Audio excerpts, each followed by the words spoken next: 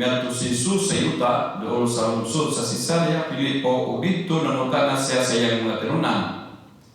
Sumara sa mga tao kinsa man ang anak sa tao. Sila mitubag may nag-ingon nga siya mao si Juan nga magbubunyag. Ang uban nag-ingon nga siya mao si Elias. Samtang uban nag-ingon nga siya si Jeremias o laing propeta. Si Jesus nangutana kanila, apan kamo unsa may inyong ikasulti? Kinsa man ako? Umitubag si Simon Pedro, ikaw mao ang Mesiyas, ang anak sa Dios nga buhi. Giingnan siya ni Jesus, Simon anak ni Jonas, mula ang kagayud kay kining maong kamaturan wala maabot kanimo bisan sa kinsang tao. Kundi ihatag kanimo sa akong amahan nga tuwa sa langit. Busa sultihan ko ikaw si Pedro, ug ibabaw nining bato, tukuron ko ang akong iglesia. Ug bisan ganing kamatayon dili gayon makabuntog nining ihatag ko kanimo ang mga yawi sa inarian sa langit. Ang imong idili dinhi sa yuta, idili usab didto sa langit. Kung imong itugot dinhi sa yuta, itugot usab didto sa langit. Unya gipinahan ni Jesus ang iyang mga tinunan nga dili sila manugilon kang bisan kinsa nga siya mao ang Mesiyas. Ang Ebanghelyo sa Ginoo. Dayon ikaw, O Kristo. Mga kaigsunan ko ni Kristo, nining panahon sa pandemya, daghan kanatong nagtago tungod sa kahadlok. No? Tinuod na. Diri ng Samo sa Argentina, pagbisita na sa mga bahay, usahay, kaniyan to, mo greetings, karon dili na nagtago yun, di ko gawas. Nahadlok kay masing mataglan sa COVID-19, no? Kay daghan may puna, no? Labi na yung social distance, no? Dahil nagtago, tungod kay katong mga dahil utang, mau na siya nagtago, no? Mau na nga unay manukot, ingon dahil handro, ayaw paglulus ako kay nakon COVID-19, no? Tago-tago dito, nagtago-tago, tungod kay dahil mo ng utang, no? Dahil mo utang, mahadlok na manukot, no? Mautaw katong sige panukot, karon, no? Lisod yun. Kay, asal, makabayan lagi. Pero, kung matagdan ka, ma-Atlantic ka, may kanangin mong panukutan, na COVID, di pa yun, kaya bawa man ka, wala na sa vaccine, wala na sa bakuna, ang karon, bawa na nga, daghan na nahadlok, no? Dati mo kalimutan, din sa Argentina, di sa Pilipinas, sa lugar, kami sa Brazil, labaw, gawas sa kahadlok, daghan pong nabalaka, nangutana, nangibo, kung wala makasiguro hangtod, kanus ka kita malawas, hindi kalisod. Kanus aman, naibakan, mami, kanus aman ta mo bisita kay Lula? No? Kanus aman ta mo kay labi na katong nga piyesta, from April up to August, daghan man nga piyesta. Labi ng buwan sa Mayo, di man, wala man ka makapamista. Tungod kay, di rin i-allow, no? Ang tapok-tapok, no? Na nga, daghan good ang nangabalaka, tapos ang mahumani. Sige lang kakaog sa Sardinas, no? Say, di man ka magpalit kung mayong sutan, tungod kay, dili man. Labi na ngayon kung fish one, no? Kanong dari sa mo pasi 1 o pasi 2, dili ba pwede nga magawas nato sa mga kalsada. Kaya dako ng mga negosyo sarado. Tungod lagi sa kahadlok nga ang COVID-19, ang coronavirus, takdan kita mao na sa mga hadlok. Apan sa taong puno, ang uban nagkahat nagduluha pagani sa panahon sa Ginoo. Daghan ang mga nagduha-duha, no? Kay ganus ang pamanisya nga mahuman. Labi na ngayon, ang nagduha ganus ang pamanisya no mahuman. Unya, daghan karon nag-ampo, daghan karon ang manghilaba sa Ginoo. Pero, wa may maumang gihapon, no? Daghan man gihapon ang mga naglisod-lisod, no? Murag nagagrabe. Dili sa among bitaw, dili sa Argentina, nagagrabe man. No? Mao to nga, imbes nga, di parso Italy nga, wala nang tayo natakdan, na ubos na ang mga biktima dili sa amo, no? In our place, in our barrio, almost 94 positive, no? Ano nga, di ko basta-basta nga mugawas ka with mask, no? Pero kadto apan taon puno sa pagtuo, gihati kita sa pagpahayag sa atong pag-ila o pagtuo kang Kristo. No? Of course, we have to be prudent. Pero kadto nakailang ang Kristo, aside from wearing the mask, we have to pray, no? Matupad ni Pa Tomas, inom siya aside din nga eksorsisan, no? Asin na nga atong para atong ilimugmog atong inom na tubig, si Pa Tomas, Father, tuloy mo ng exorcise, no? Para through the power of God, no? Kining asin, kining oil, kining tubig, mahimo ni siyang usa ka sakramental, no? Kung usa na sa mga instrumento ng kanang mga virus diha nga nasa sulod sa imong tiyan, sa imong tutulnan, mamatay, because God is power, no? It depends upon your faith, no? Sa pagtuo. Ang mapahayag nato si Kristo sa tanan, kinahanglan nga diskubrihon ta ang Yahweh o susi sa pag-ila kaniya. Kinahanglan natong huptan ang Yahweh o susi sa iyang pagpadayag kanato kang unsa man gayon ang iyang kabuton aron kini ato matuman. Ang hinungdan nano mabuot, pulihan o palagputon sa Ginoo diha sa unang pagbasa ang mga pangulo nga naglingkod sa ilang posisyon o trono mao nga tungod kay wala na sila'y naghubot sa susi sa kabuton sa Ginoo. Kadtong in the first place musalig sa Ginoo, mag-ampo tungod kay aron makadaog sa eleksyon, aron naay posisyon. Unya sa diha nga nakalingkod na, sa diha nga na sa power, kan govern, mao na nga usahay wala na sa musalig, wala na ampo sa Ginoo. Magsahay na siyang kaugalingon, hanas na kung ini. Nakuha na ko ang mga simpati sa mga tao tungod sa akong strategy nga mga panya ko, matong mga fiesta, musaya kong kuratsa, musaya kong pana, hantod nga, nawala na, no? Abuse is power, no? Nga ang gahom, nga naa niya, gikan man sa Ginoo. Kaya Ginoo man nagpili, no? Diya sa walang kasulatan, no? Kami nagkatong nagserbisyo with the love of God, with nagserbisyo with para sa kayuhan sa tanan.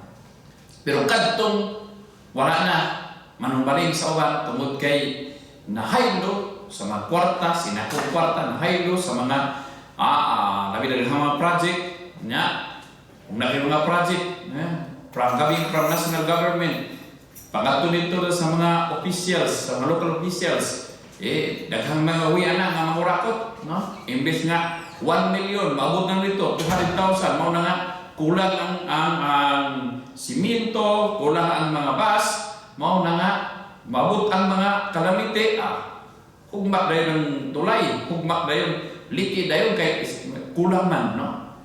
Daghan na mga anomaly tungod kay nahaylo lagi sa mga nilibo nga mga kwarta. Unsa may gingon sa Ginoo, paraputo na sila. Kaya dili na sila angayan nga mulingkod. Mao po na niya gibuhat sa first reading, no? Gipalagpot ang atong mga tao nga wala na maglingkod sa ilang posisyon o trono, mao nga tungod kay wala na sila naghupot sa susi sa kabuton sa Dios. Ang ilang gusto na lamang ang ilang gisunod. Manghinaot kita nga kining pandemya makahatag kanato daghang higayon nga kita makahupot sa susi sa Yahweh sa pagdiskubre sa iyang pagbuot o dili ang pagbuot sa tao lamang. Magkaisunan ko ni Kristo aron kita dili ta mahaylo sa mga butang na kalibutanon. Aron kita dili mahaylo, no? Sa mga dollar, sa mga uban pa diha nga mga kalibutanon, kinahanglan mosalig ta nga sunod, kinahanglan makailata kinsa man ang atong giaragaran. Kana imong pamilya, nga imong tagaang ng kwarta, nga imong karunay, nga imong padalahan, you have to know. Naon sa magyod, no? Kaya kung ikaw nahigugma ka na sa imong pamilya with all your heart, no, tabangin ko mo siya. Aron si nanay, dili na makapulikik, paninda nato sa tiyangge, maningkamot kita aron matabangan natong nanay, aron siya kinabuhi hamugaway. Mao nang maningkamot. Almost na dihay mga OFW nga magpadala 100% almost, no, bisan kulang-kulang na lang pagkaon, bisan dili na maayong mananin, dili na makapamalit o maayong mga sanina o mga pagkaon, iparala yun sa mga anak aron makahuman ang ilang mga anak, aron makatawag sa ilang ginikanan, because nakawalo man siya ng iyang inahan, iyang pamilya, amay tabangan. Mao ni matong buhaton ta. Pero daghan subok papanon mo, daghan kanato mga Kristiyanos na wala ta ka makaila kayo nato sa Ginoo. Pananglitan, nakilala ako ni Manny Pacquiao. Nakita ko na siya sa television, o doon na ako'y nahibaluan na tungod kaniya. Usa siya kailila nga boksingero, idolo, o garbo sa tanang mga Pilipino. Apa na kaila ba ako kaniya? Ngayon ako, mawala. Wala pa na mamit si Pacquiao. No? Ang pangilasa sa katao, manginahanglan og igong panahon. Kinahanglan mauban nimo sa iyang sa pagpuyo, pagtrabaho, pag-eskwela, o kaha, pagdula.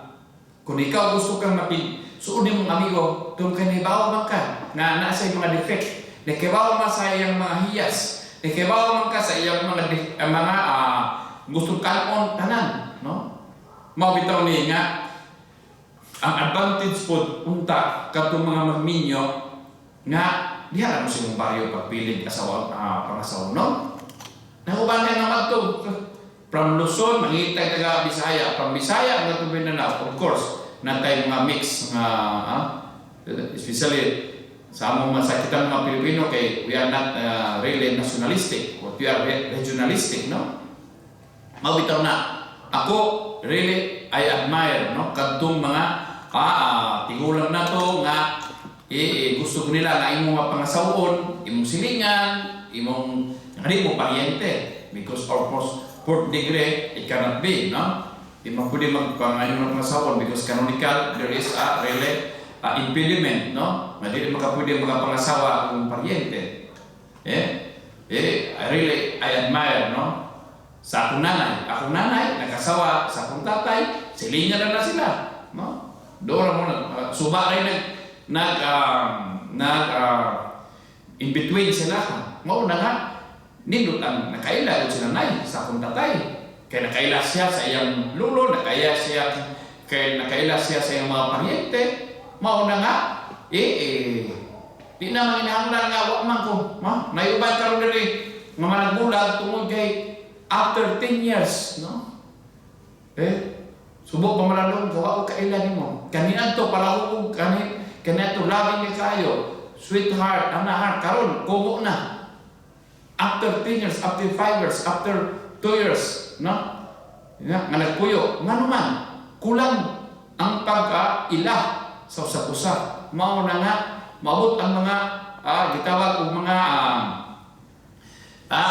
karakter na to, no? Mao na, nga, magbulag, mag-away, no?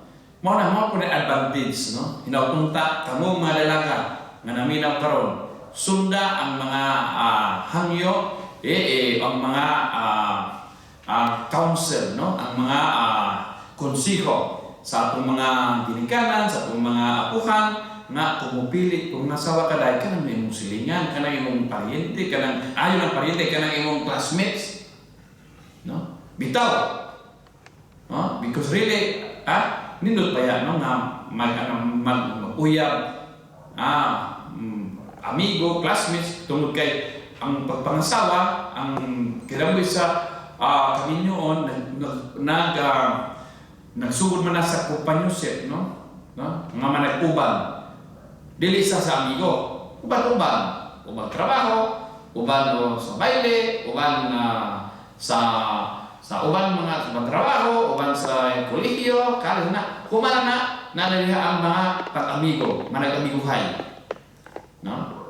Kaya pag-uban-uban, wag man kayo na yung mga may preference, no? Kay tanan man. Unya na kayo mag-amigo na sila, tungod kayo salig na siya ng tawanan, na siya yung mga makatawan na ko. After that, mao na nga manag-uyab. Manag-uyab na, no? Human sa panag-uyab, nanay sa mga exclusiveness, no? Because you are the best one. You are, sa tanan akong mga amigo, na ako'y nakita nimo nga aangayan lugar. Nga makatabang na ko, unya, nga maghigong maita. No? Tungod kay malipay ko, kung ikaw malipayon. No? Mao na liha na manag-uyab, manag-trato, engagement, no? Then after that engagement, marriage, no? Sakramento of marriage. Dili pareho karon nga, na una-unahon na, unya, kung magpanag-uyab, manag-ipon, unya magpakasal, dili na siya. Ano? Dili na siya ngayon, ngong tanga buhaton. Mao ni, nakinahanglan kung kita nakaila, nagutay pagsalig, makaila ta. Ngayon ka nagtabahan na, mao ni ang atong gisundan, mao ni itong idols, o mao ni ang makatabang na to. Mao ni ang gipangayo sa atong Ginoong Kristo. Diyan sa pagbasa, din nato masabtan ang kalainan sa duha ka pangutanan ni Kristo, ngadto sa iyang natinungnan. Matud sa mga tao, kinsa man ako? O para kaninyo, kinsa man ako? Sa unang pangutana, gusto ni Kristo masayran gikan sa mga tinunan, kung unsa man ang ilang nanungog o nahibaluan, may tungod kaniya. Dili lang na sila nagkuhan-uban within 3 years, kundi may gusto ni Jesus nga may kinsa man siya. Sa iyang mga gipanghukti, sa iyang mga gipangbuhat, kinsa man siya. No? Pero sa ikaduhang gusto ni Kristo, masayran kung ang iyang mga tinunan na kaila bayod kaniya. No? Sa pag-ilasa sa katao, dili lang tungod kay taas siya, tungod kay siya bobo, tungod kay siya puto, tungod siya niwang, tambo, guwapa, guwapo, unya, mistiso, mistisa, morina, kunili, apil po ang iyang mga kinaiya. Apil po ang iyang mga ipagbuhat. Labi na isang bisindas. Mao na, ang tayangay. Nga, kung kita o ikaw, nakailang ka niya, you have to entrust. Nga ka na sa tawahan na makatabang nimo. Mao yung gusto ni Jesus nga. Aron ang mga apostol, makailang, kinsa gud siya. Nining Domingo ha, kita, gihagit nga mutubag usab sa pangutanan ni Kristo. Para kaninyo, kinsa man ako. Posible nga daghan na kita may baruan, may tungod kang Kristo, ikan sa atong mga ginikanan nga matutudlo, mga katikistas o mga pare. Apan ang pagutana na kaila nabagayod kita kaniya. Naibalo na ba kita unsang iyang papel sa atong kinabuhi? Nasayon ba kita kung unsang iyang kabugupon para kanato? Naibalo na kita sa iyang mga pagbati? No? Mailan lamang nato sa tinuray si Kristo kung kita mo kahigyod o panahon sa pagpag-uban o pagpag-hinabi kaniya diha sa pag-ampo. No? Mauna, kasagaran sa to, of course, we know who is Christ. Kaya, during the Pasko, atong gisawlo niyang pagkatao, unya sa iyang pagkamatay, sa Kwaresma, nga almost 1 week na siya nga meditation about the passion and the death of Lord Christ, iyang pagkabanhaw, tanan, na? Labi na, kita mga Pilipino nga, we are very Catholic, no? Pero nga naman, nasayod natin si Kristo mao ang labing gamhanan sa tanan, ha? Kaya atong masang Ginoo. Nga naman nga sa diha, nga nasakit ka, imbes nga mutawag ka na to sa Ginoo, mag-ampo ka sa simbahan, magsimba ka, nga naman tumag ka sa mga kurandero, mga abularyo. Nga nung magpahimad man ka, gusto ni mong maibalaan good ang imong future life, nga nung magpahimad man ka. Daghana sa itong mga kaigsuunan nga kulang nagduluha sa pagsalig nato sa Ginoo, imbes nga moadto sa Blessed Sacrament, nag-ampo, maghimog reparation, nganong moadto man ngadto sa mga abularyo nga ginadili man na kana sila mga abularyo nga nag-invoke of the mga evil spirit aron maayo ka, you can be healed, pero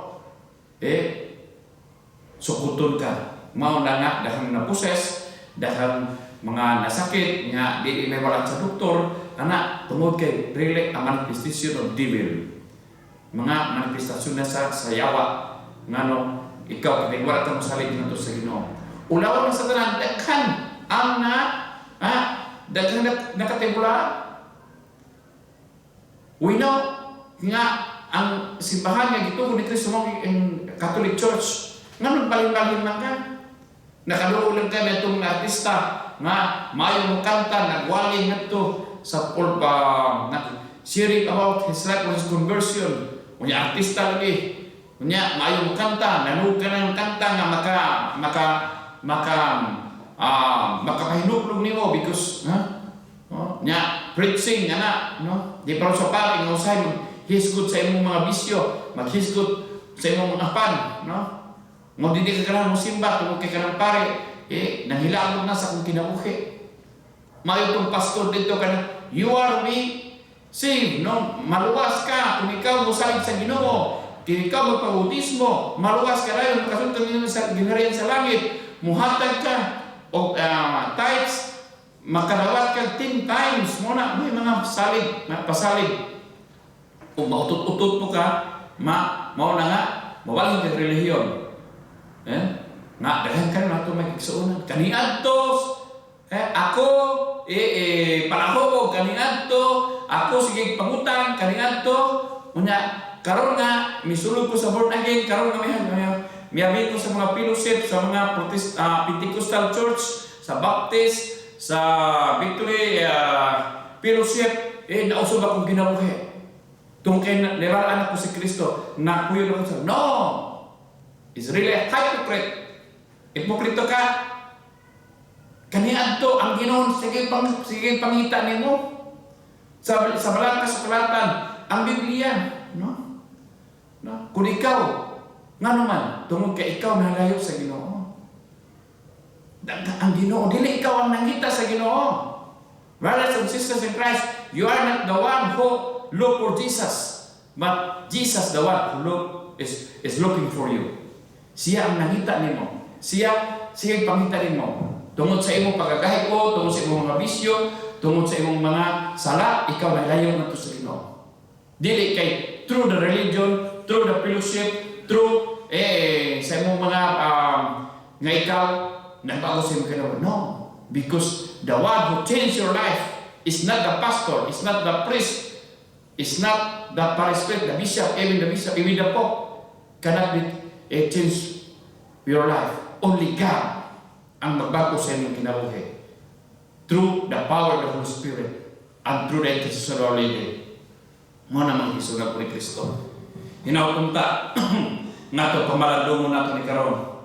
Kung kita nisalig nito sa Ginoo, kihanan itong manunduta sa gisulti ni Pedro. May han lamang nato sa tulay si Kristo kung kita mugahin kayo o panahon pagpag-uban o pagkikinabi kaniya niya sa pag-ampo. Sa dihang nituwag si Pedro, ikaw ang Mesiyas, ang anak sa Diyos nga buhi, milason ni si Kristo. Bulahan ka Simon, tungod kay kining butana, gipadayag kanimo samahan nga tuwa sa langit. Natukan ko sa laway, no?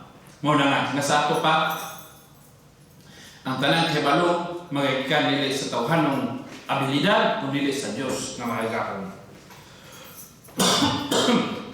Ang gayon nga, magmakanunayon kita sa pag-ampo o pagpamanandong tungod kay pinagin ni may hanato si Kristo, may balwa nato ang iyang kabubuton. Importante, kayo lalo na kita'y maayo nga pag-ila ni Kristo. Tungod kay kini, arunay dakong implikasyon sa pag-ila nato sa atong kaugalingon. Pananglitan, kung para kanato si Kristo sa kamaisog nga agalon, dako ang poruhan nga mobati kita nga ulipon lamang o magpabiling mahlukon kaniya. Apan kung makasabot na kita sa iyang gingon nga siya nga akong igsuon o nga siya usa ka maayong magbalantay sa karnero, kita mobati nga mga anak sa Dios o magpabiling masaligon sa Dios ng gugma o panabab. Ang saktong pag-ilan ni Kristo ano na usay implikasyon sa pagsabot nato sa atong bukasyon. Gipakita ka nato sa Ebanghelyo nga ang tawag sa pagpangulo sa simbahan gihatag ni Kristo kang Pedro. Sa liham iyang nasuta nga sakto ang pag-ila sa tinun-an kaniya para kang Pedro si Kristo mao ang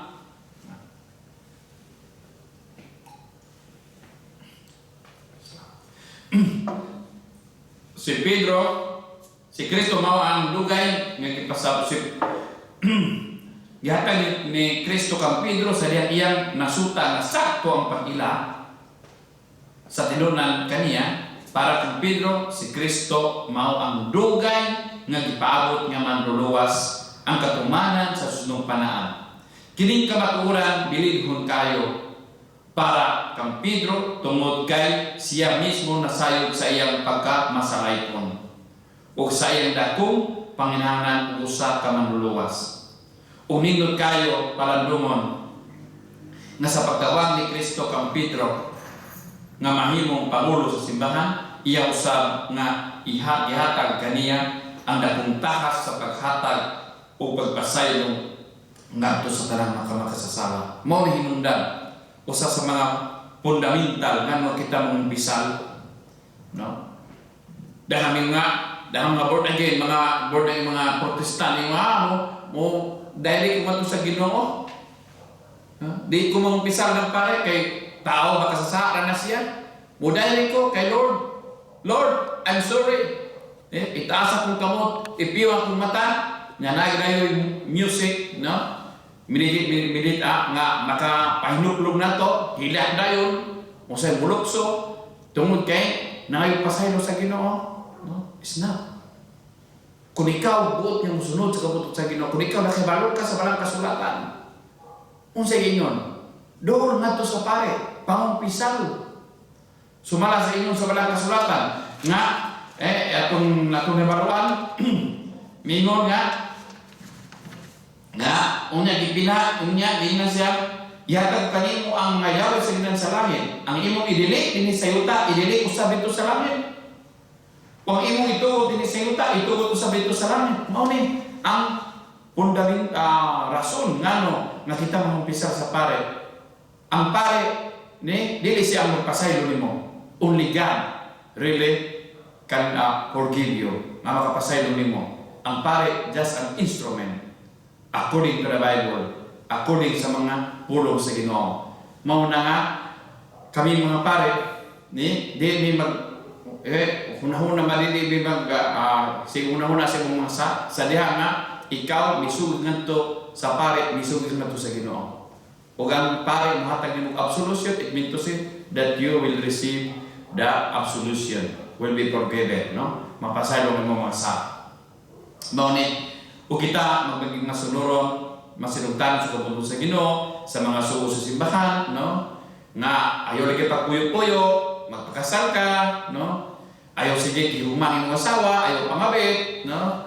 Ayaw pangurakot, mao man unya, yung sige kag mahay nga, ngano ang putabangin sa Ginoo, ngano nagkalisolusyon man ko, ngano tungod kay nagpadawat man kasi mo sa, wa man ka makaila sa Ginoo. Kung ikaw makaila sa Ginoo, pagbago sa imong kinabuhi. Mo dahil na kumigsulya nga nag-make a reparation, the most precious blood of Jesus, really admire one of the devotion, really admire tungod kay naa, no? Lupigan kami mga pare, sila mag-fasting almost how many hours, prayer, almost 24 hours, daghan mga pag-ampo, tungod gusto sila na makailagod kang Kristo. Ngano nga magpuasa man ko, ngano nga magsakripisyo ako, ngano mag-ampo man ko from 11 early midnight up to 3 a.m. alas 3 sa kadlawon, ngano mag-ador man ko tungkay siya lamang ang makahatag na kong kalinaw, siya lamang ang makapayo sa kong nasakit, siya lamang ang makapasaylo na ko. Mauntay atong buhato, no? Napunta nga sa pag-ila nato kang Kristo isip at igsuon o manunubos ato sa madawaton ang iyang tawag kanato sa pagpuyo, isip mga anak sa Dios ug sa pagsangyaw sa mayong balita sa kaluwasan ngadto sa tanang katawhan. Manghilawat ato sa mga Birhen Maria sa itong mga patrona sa atong inan sa kuning panabang, tanang mga devotion nato, Marian devotion, we have to ask mga yuta sa iyang panabang because she is our lady of intercession. Yung ipatuluan nato sa atong mga kinahanglan o pinagi sa diya makailata sa Ginoo tungkay siya mao ang atong inahan nga andam mo tabang nato, malipod nato. Amen.